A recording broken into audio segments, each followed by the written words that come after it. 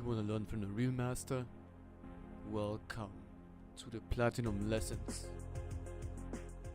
Today is gonna be a little different video. I'm going to talk about macrogame and microgame. What is better? Is macrogame better than microgame? And if you wanna climb, what should you focus? I'm going to give you an overview about macro and microgame. I'm starting with microgame, because the list is shorter. To sum it up, microgame is about mechanics and how you use your champion in general. And I divided it into three things: last hitting, movement and abilities. The first one, last hitting, is the very core of every champion of this game. It means that your last auto attack will kill a minion and give you gold. Why is it so important? It is important because it provides you a consistent gold income. This is the very first and the very basic thing you have to learn before you move on. The next one is movement. The first thing about movement is kiting. Kiting is when you hold a fixed distance between you and your enemy. You use that as a ranged champ against melee champs. This allows you to damage the enemy without him being able to damage you back. You will see this mostly in AD carries, but everyone can do that. The next one is animation cancelling. This applies to most attack animations and abilities. It means after you use your attack, you move immediately, so you don't have to wait for the full animation to play. And you can move. Using that gives you some extra auto attacks when you're being chased or you chase someone down. The next one is dodging or sidestepping. This is self-explanatory. Whenever an enemy uses a skill shot, you can dodge it by moving in such a way that your opponent misses his skill shot. Or in emergency you can use your summoner spells. Now the last one, the abilities. It's about knowing how to effectively use your abilities to your advantage, like chaining CC or combos. When you have a champion with skill shots, it's about the prediction of your skill shots, so you hit them. Sometimes mind games play a big role by playing such a way that you outplay your opponent, and then you can say baited and outsmarted. There are countless tips and tricks to help you using your abilities, like specific hotkeys that you're more comfortable with, or smartcast, and extra buttons on your mouse. So microgame is easy to pick up but hard to master. Now let's move on to the bigger thing, the macro game. The macro game is all about the big picture. You can see that as a game plan or a direction on what to do next.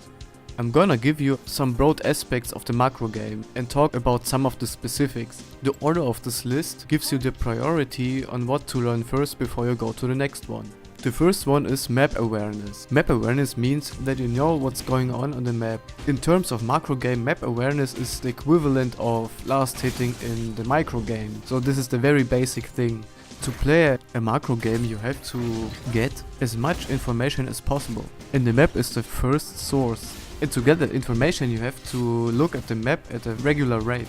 Another crucial thing is warding. It provides you the position of the enemy jungler or other laner who are roaming. When you know someone is coming up to you, you can judge the situation better, when to play safe or abandon the tower if they are coming as 5 bot or something. The next thing you wanna learn are the matchups.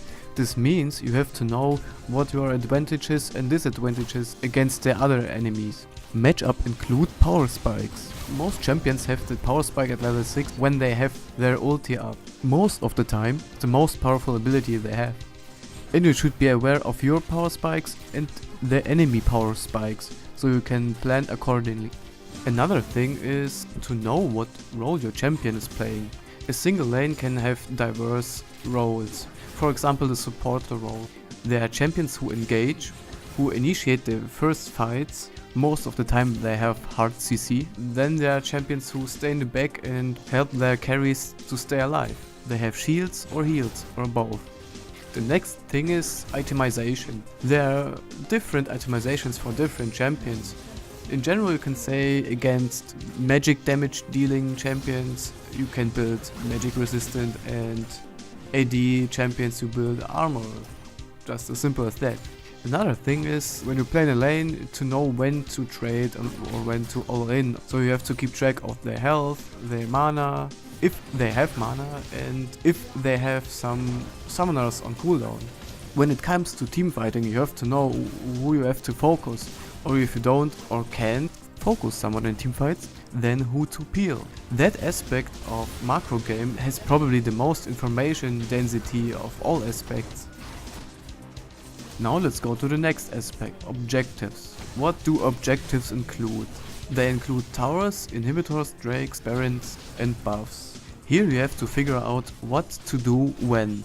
It's all about timing and priorities. So for an example, you win a team fight and you have the option to take a tower or take a baron, so what do? I think baron is always more worth than towers. Except you can push the Nexus towers and end the game, of course. So you see, this is all situational and you have to figure out much of that stuff on your own. By the way, that's kind of my motivation to make this Platinum Lessons series. So I can show you the mistakes and you can learn from them. You don't have to make them by your own. Let's go to the next aspect. The map pressure. In the early game you can say the jungler provides the map pressure. So the pressure comes from knowing where the enemy jungler is. For example, the enemy jungler is top and you know he's going to dive someone. So the pressure on you is to decide whether you are counter ganking or you are taking an objective or you are ganking another lane. In the mid game there's always the classic that someone is about to snowball or is already snowballing and you have to pay attention to him and you cannot ignore him. For example, you have a Tryndamere who has 6 kills in the first 10 minutes and can 1v1 anyone. And he can split push all game long, so he's most likely to end up in your Nexus in the next 10 minutes. Another thing that creates pressure on the map are rotations. An example for rotation is when the bottom lane wins and goes top to take the tower. And the pressure lies on the enemy bottom lane. They have to push your bottom tower or do something different. Another thing that can create map pressure is wave pressure.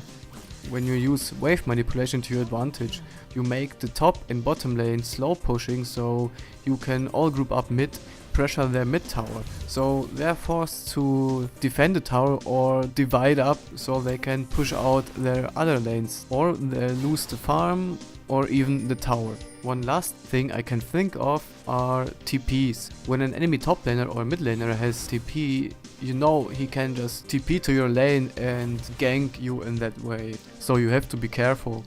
Now let's talk about state of the game. What does the state of the game mean? The state of the game includes all of the aspects and other aspects I didn't talk about in any particular moment of this game. And you can split up the state of the game in 3 time windows. You know it as early game, mid game and late game. So why is it important to know in what state of the game you are right now? It all comes down to your team comp. When you learned the previous aspect, you will know that some champions have different potential in early game, mid game or late game. With that knowledge you can plan your objectives better and you know when you can fight the enemies. Like when you have a team-oriented comp, when you know that some of your champions have already their power spike and you wanna group as much as possible. Now to the bonus aspect, the psychology. Why is it even related to macro game? Let's look at it this way. You have a teammate who doesn't play too well. He dies a few times, then he goes on a tilt and just gives up on everything. This is the moment where you realize you cannot rely on your mate and you start planning the objectives around that information. Another thing is when you know that an enemy is on a losing streak and you can abuse this to make him even more tilt when he isn't already on tilt. Well, that's kind of a dirty trick, but it's still relevant to the macro game. Now with this information about all the micro game and the macro game, let's get back to the first question.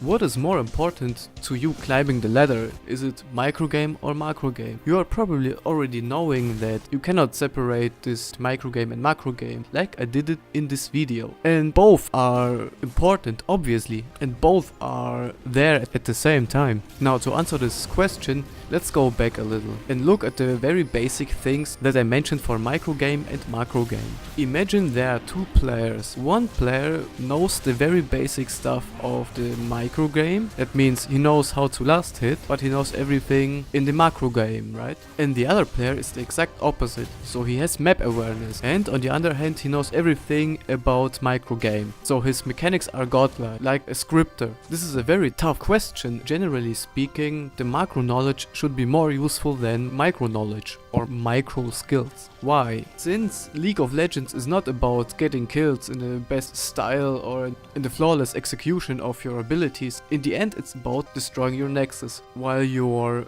Mechanic God will run around randomly and aimlessly around the map, taking kills and camps and whatever. The Macro God will avoid getting in a really bad position and is doing the objectives in the best way possible. In the end he will have better team fights and will win the game by out-rotating the Mechanical God. Thanks for watching. If you have feedback, comment down below. I appreciate it. Thanks.